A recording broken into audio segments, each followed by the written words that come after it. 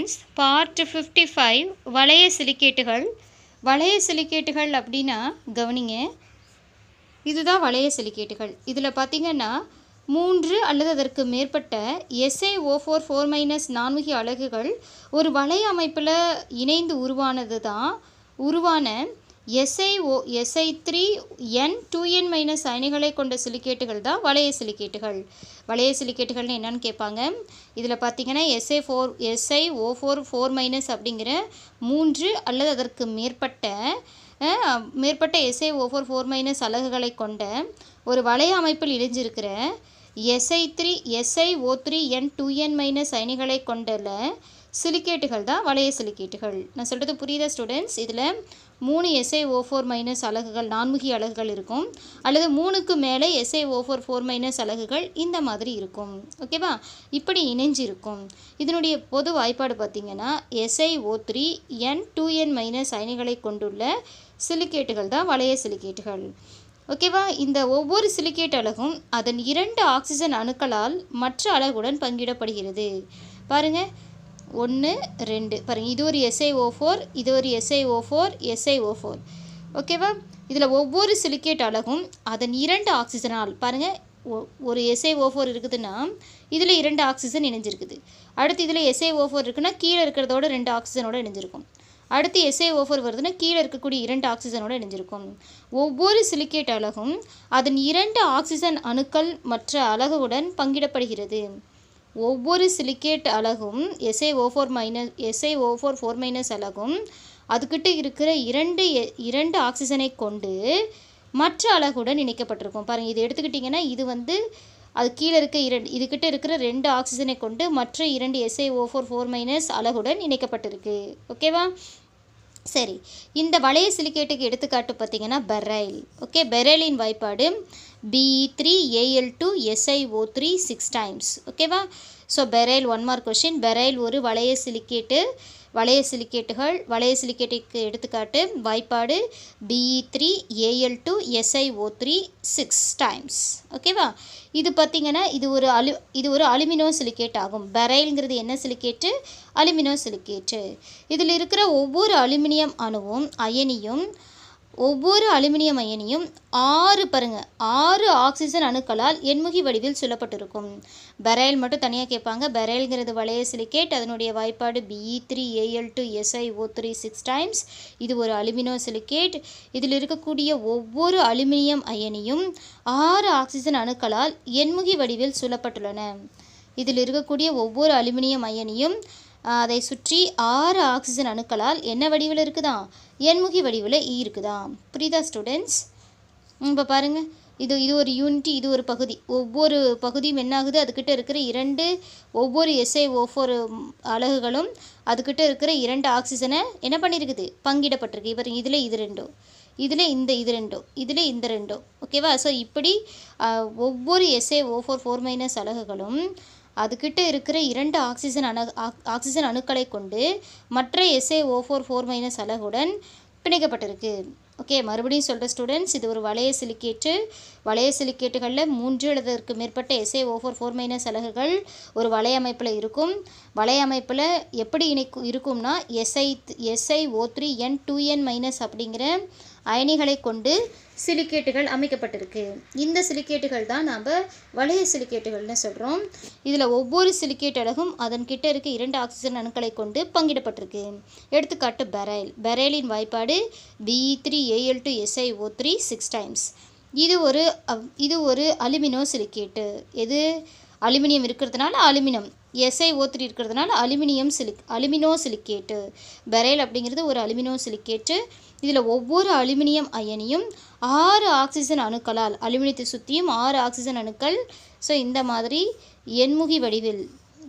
Okay, aluminium நடுவில் இருக்குதுன்னா இங்கே ஒரு ஆக்சிஜன், இங்கே ஒரு ஆக்சிஜன், இங்கே ஒரு ஆக்சிஜன், இங்கே ஒரு ஆக்சிஜன். ஓகே, ஸோ மேலே ஒரு ஆக்சிஜன், கீழே ஒரு ஆக்சிஜன். எண்முகினா 6, 1 2 3 4 5 6 இந்த மாதிரி பிணைஞ்சிருக்கான். ஓகேவா? அப்போ ஓவராலாக சொன்னோம்னா பங்கிடப்பட்ட SiO4 நான்முகிய முனைகளில் எண்ணிக்கை, பங்கிடப்பட்ட SiO4 4- அலகுனா ஒவ்வொரு இதுலேயும் 2 பிணைக்கப்பட்டிருக்கும். இதில் ஆக்சிஜன் எத்தனை ஆக்சிஜன் பங்கிடப்பட்டிருக்குன்னா ஒவ்வொரு SiO4 2- 2. இதனுடைய பொது வாய்ப்பாடு நல்லா ஞாபகம் வச்சுக்கோங்க. SiO3n2n-. ஓகேவா? ஸோ இதுக்கு எடுத்துக்காட்டு கூட கொடுக்கலாம். ஒலஸ்டோனைட் அதனுடைய வாய்ப்பாடு Ca3Si3O9. ஒலஸ்டோனைட் இதனுடைய வாய்ப்பாடு Ca3Si3O9. ஓகேவா? பாருங்கள், இதுக்கு மேலே இருக்க மின்சுமை நம்ம கண்டுபிடிக்கலாம். எப்படி கண்டுபிடிக்கலாம்னா, ஃபார் எக்ஸாம்பிள் n = 3ன்னு பிரதியிடுறீங்க. பிரதியிட்டால் Si3 இங்கே வந்து 3 வருதா, இங்கே 3ன்னு போட்டிங்கன்னா எப்படி வரும்? SiO3 3 டைம்ஸ் 2 × 3 - ஓகேவா? அப்போ 3 உள்ளே வந்துடும். Si3O9 2 × 3 -6. Si3O9 6- அப்படிங்கிற பொது வாய்ப்பாட்டில் வந்துடும். புரியுதா ஸ்டூடெண்ட்ஸ்? ஸோ ஒலஸ்டோனைட்டில் பார்த்தீங்கன்னா ஒலஸ்டோனைட்டின் வாய்ப்பாடு Si3O9. சப்போஸ் இதில் n = 3ன்னு சப்ஸ்டியூட் பண்ணிங்கன்னா இதில் இருக்கக்கூடிய அயனி Si3O9 6- அயனி தான் ஒலஸ்டோனைட் அப்படிங்கிற வளைய சிலிக்கேட்டில் இருக்குது.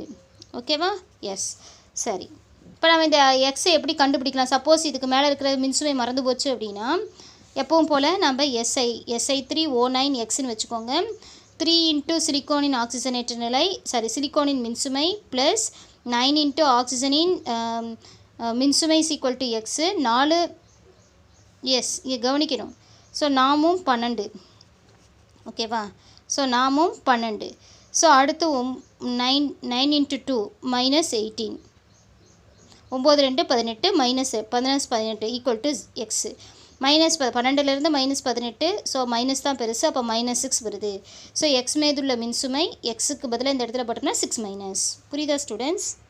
அடுத்து பெரைலை பற்றி பார்த்துருந்தோம் ஸ்டூடெண்ட்ஸ். பெரைலினுடைய வாய்ப்பாடு Be3Al2 Si6O18 இப்படியும் சொல்லலாம். அப்படி இல்லைன்னா Be3Al2 SiO3 6 டைம்ஸ்.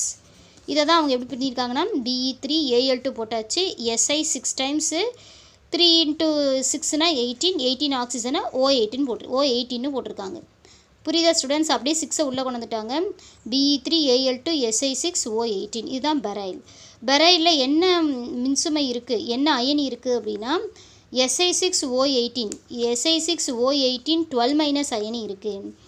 Si6O18 12- அயனி இருக்குது. ஓகேவா? இப்போ பாருங்கள், இதுக்கு மேலே இருக்கக்கூடிய மின்சுமை 12ன்னு சப்போஸ் மறந்து போச்சுன்னா இதை கண்டுபிடிக்கலாம். Si6O18 மேலே வந்து எக்ஸ்ன்னு வச்சுக்கோங்க.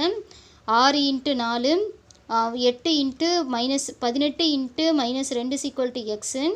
6 × 24 -18 × 2 -36 = x. x = -12. ஓகேவா? ஸோ அப்போ இதன் மீதுள்ள மின்சுமை பார்த்திங்கன்னா Si6O18 மீதுள்ள மின்சுமை -12. புரியுதா ஸ்டூடெண்ட்ஸ்? அப்போ பெரைலில் ஒவ்வொரு அலுமினியம்